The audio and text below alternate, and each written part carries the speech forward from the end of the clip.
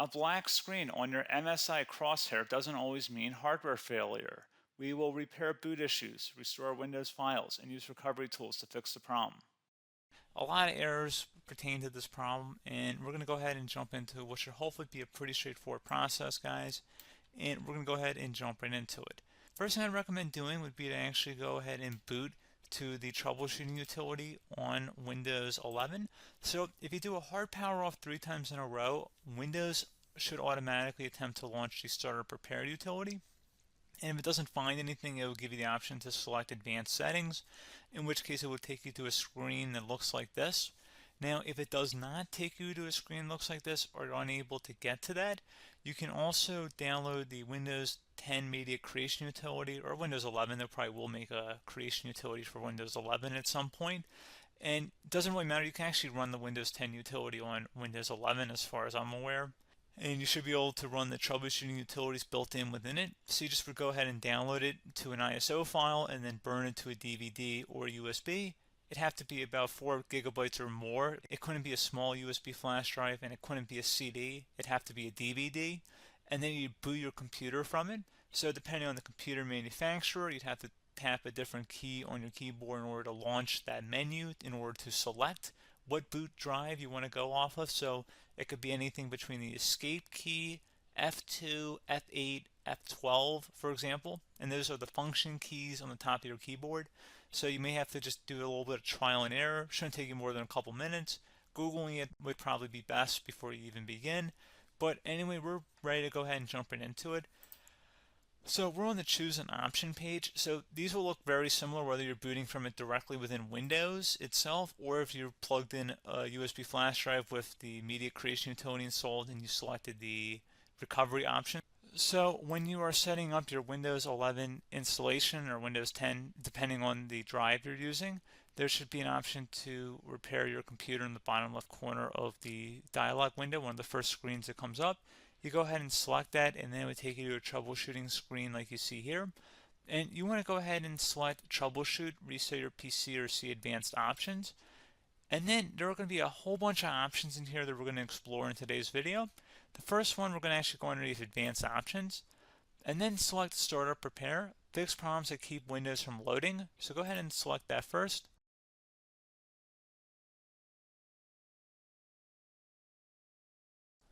Okay, so you can see it could not repair our PC.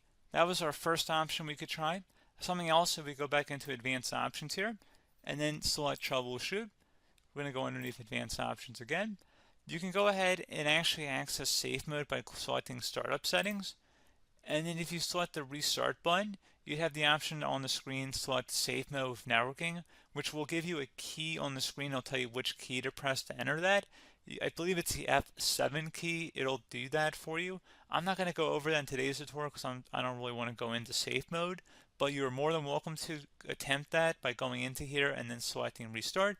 Again, it'll launch another screen. It'll say what key do you want to press, and it'll give you like 7 or 8 different options, and you want to select safe mode with networking.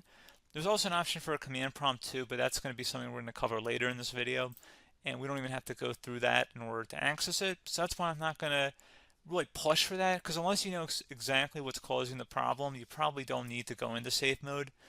Unless you're trying to recover files, in which case then you definitely can go into safe mode, but we're trying to actually recover our computer here. So I hope that makes sense. Something else we can also try here as well would be to uninstall updates, remove recently installed quality or feature updates from Windows. So if you go ahead and select that, you can uninstall the latest quality updates, which generally is the more day-to-day updates. Feature updates are the less regularly released ones, like the big ones.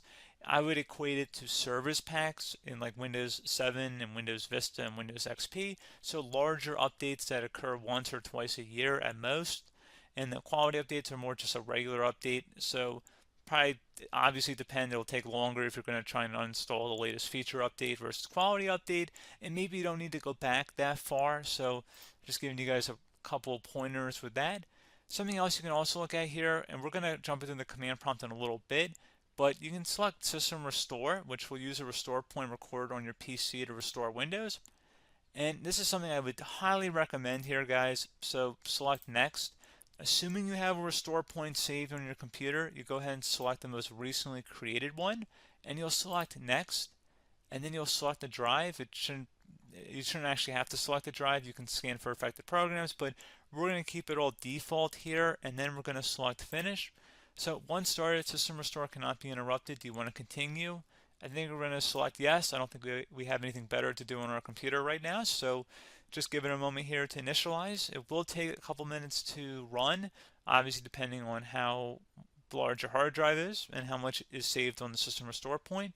So just give it a couple minutes here.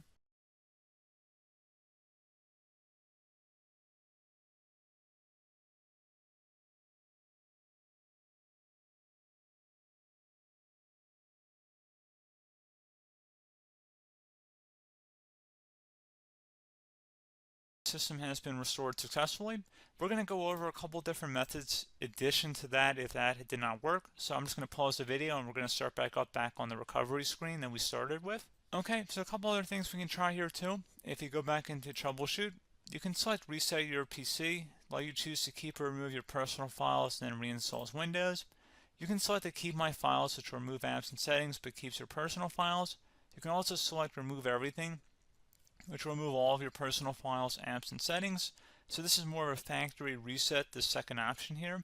First option, it should not delete all of your personal files. However, it will pretty much clear most of your programs, and keep in mind, there's no guarantee that your information, number one, is even still available and easily recoverable on your computer to the point that you actually would be able to recover anything.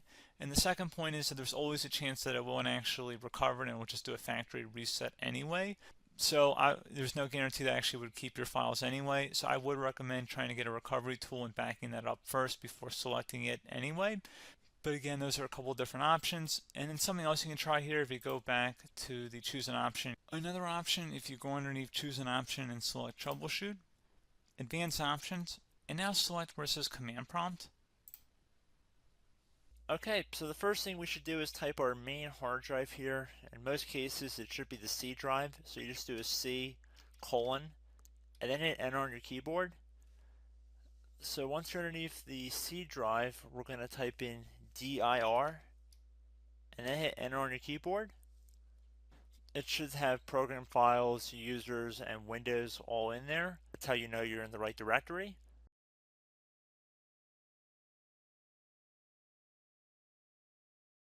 In some cases, it might be the D drive as well, so just keep that in mind.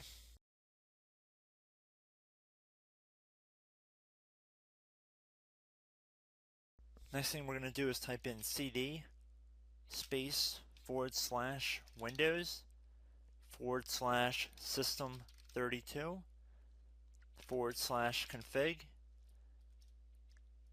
and then you're going to hit enter on your keyboard.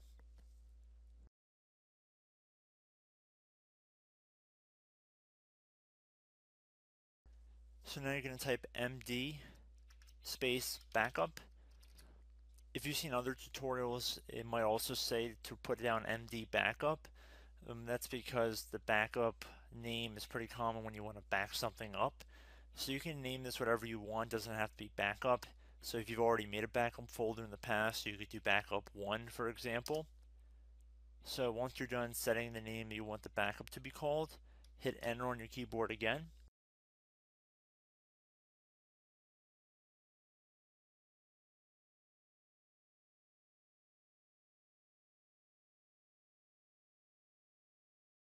At this point you want to type copy, C-O-P-Y, space, then you want to do the star symbol above the 8 key, then do a period or a dot, whatever you want to call it, then another star sign, and then another space, and then type backup, and then hit enter on your keyboard.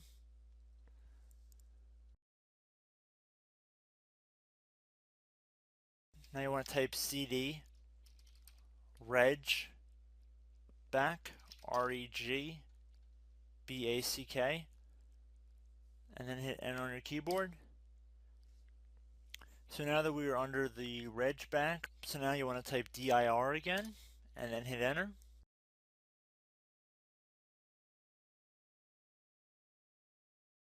So now at this point we're going to type copy again. So copy, space, star sign,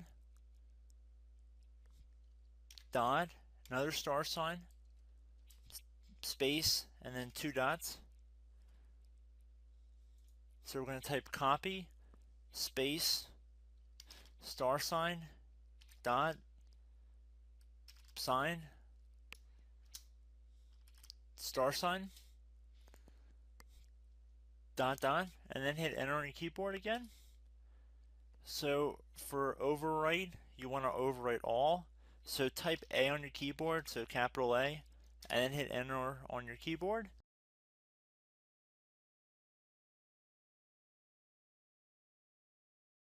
So at this point, you should be good to go. You can close out of the command prompt window, and if you accidentally continue to Windows 10, you should be all set.